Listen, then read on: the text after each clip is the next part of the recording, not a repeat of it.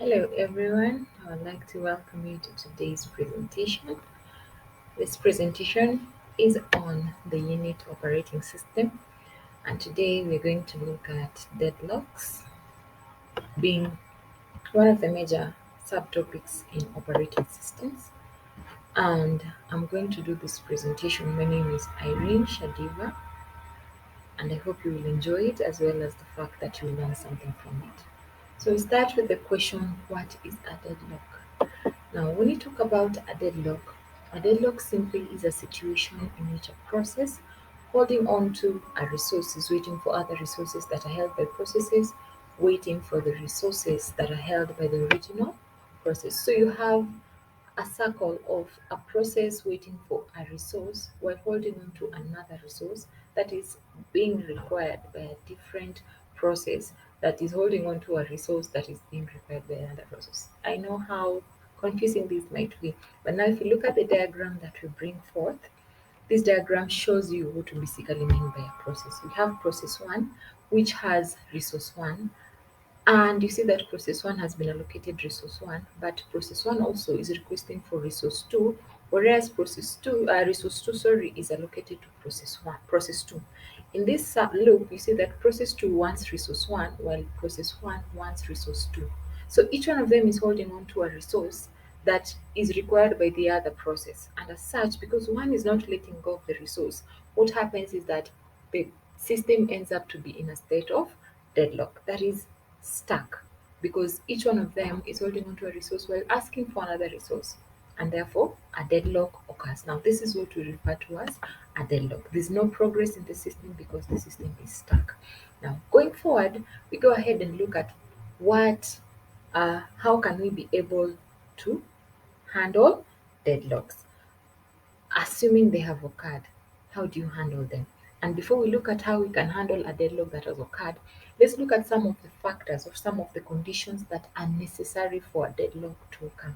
Now, there are four major conditions that cause a deadlock, and one of them is mutual exclusion. When you talk about mutual exclusion, you mean that in this scenario, only one process at a time can use a resource. As such, this scenario makes that any process that comes in cannot access that resource unless this process releases that resource. So what happens if this process is not progressing? Then it means that the system ends up being stuck because the resource cannot be allocated to another process that could use it and exit the system. Then number two, we have hold and wait. From the name hold and wait is that I am a process, I hold onto a resource, another process holds onto a resource. As such, nothing can progress because whatever resource is being held the other side is the is the same resource that I require. And as such, you hold on to yours, I hold on to mine, and we're stuck. No progress goes forward. Then we have no preemption. When you talk about no preemption, we mean that a resource is only released voluntarily by the process holding it, and after that process has completed its task. We find that some systems do not allow any preemption. That is a process coming in, given a resource. That resource will only be deallocated to another process once the process that is currently using that resource has exited. Now, if this process is stuck, and it has this resource, and this resource as such cannot be allocated to another process, what happens is the system goes into a deadlock state. And then you have circular wait, and from circular wait, just like the name suggests, process 1 has a resource 1, process 2 has resource 2. So process 1 wants what process 2 has, process 2 wants what process 3 has, 3 wants what 4 has, 4 wants what 1 has. The loop continues on and on. And what happens is that the system ends up being stuck because no progress, none of the process is able to progress forward and leave the system. As such, the system ends up to be in a state of deadlock. Now, going forward, we have how can we handle deadlocks? And we can handle deadlocks by these four major ways. One of them is the prevention, avoidance, detection and recovery, and deadlock ignorance. Now, let's look at deadlock prevention.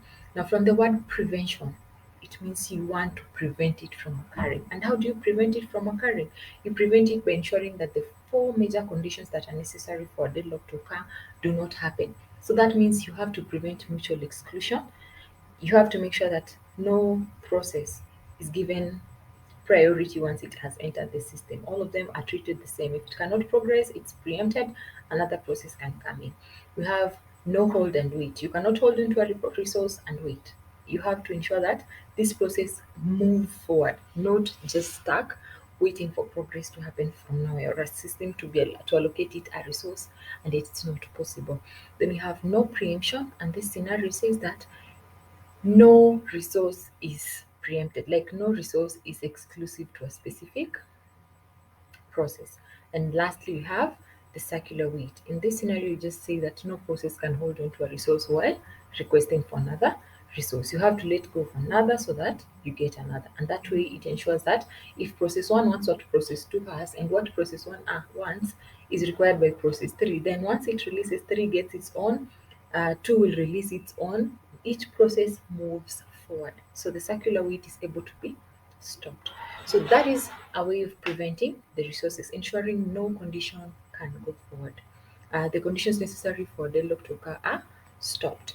Then we have deadlock avoidance, and avoidance basically means you are trying to make the system to have the knowledge or the capacity to avoid a deadlock in case a deadlock is likely to occur. This system has already preempted where a deadlock could occur and is able to stop it. And this brings about two algorithms, that is the resource allocation graph algorithm and the bankers algorithm. So these algorithms are made in such a way that they can predict the likelihood of a deadlock to occur given some specific processes and some specific resources. And as such, this helps the system to stop that deadlock from occurring. Assuming it was occurring with process 3 and process 4 because of resource X, then it's able to ensure how it can balance X between 3 and 4 to ensure that no deadlock is able to occur.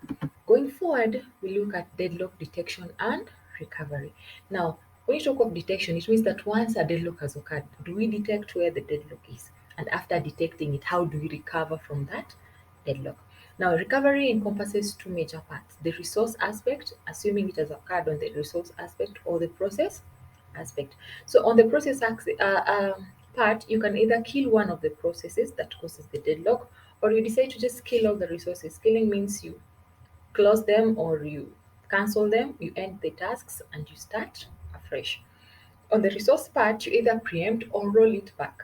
So the resource can either be removed from one process and given to another, or you can be able to see a way in which you can balance or actually deal with this resource to ensure that it is not exclusive to one process that requires it and is able to be shareable among the processes.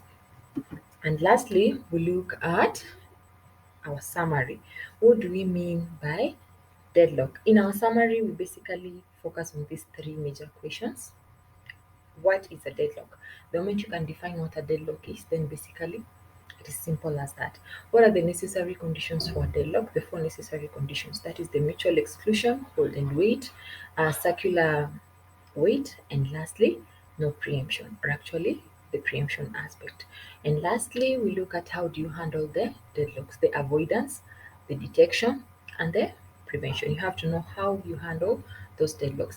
Another part is usually the ignorance part, though it's normally not workable, whereby once a deadlock has occurred, you simply just ignore it and allow the system to sort it by itself, or you simply decide that once a deadlock has occurred, this is it. What do? You decide to ignore the deadlock and allow the system to sort it, or simply restart the system. You don't handle the deadlock, which at some point might bring about issues of you losing data and what have you, depending on what processes were running. But the three major ones are usually the avoidance, how you avoid it, how you can detect it in advance, and how you can prevent it. Yeah, so I hope you have learned something on deadlocks, and it's my hope that you've added to your knowledge and you can be able to answer these questions in case they occur, or in case you encounter a deadlock, you can always find a way to see how can I handle or how can I deal with this deadlock. So thank you very much. I wish you a very great day ahead. We've come to the end of our presentation.